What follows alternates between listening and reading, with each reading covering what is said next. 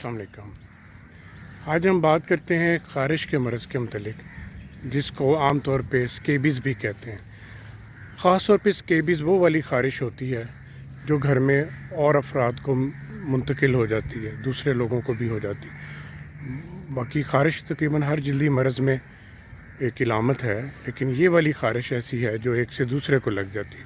और इसकी बड़ी वजह जो है वो स्केबीज़ माइट्स होते हैं, जिसको सार्कोप्टेरा स्केबियाई कहते हैं।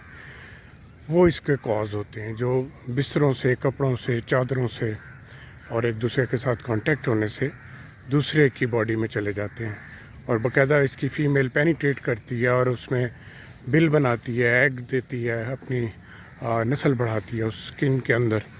इसीलिए ये तेज़ी से फैलती है और दिन ब दिन बिगड़ती चली जाती है और घर के तमाम अफराद इससे मुतासर हो जाते हैं।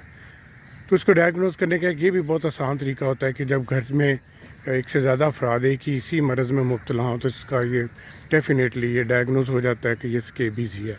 फिर इसकी कुछ और सिम्टम्स भी होती है। अमूमन ये रात को बहुत ज़्यादा बढ़ती है क्योंकि उस वक्त इसकी फ़ीमेल बाहर आती है और नए नए बिल बनाती है, तो जिसकी वजह से ये रात को ख़ारिश बढ़ती है। वो बॉडी की हीट से अमूमन बढ़ जाती है उसकी ख़ारिश जो है।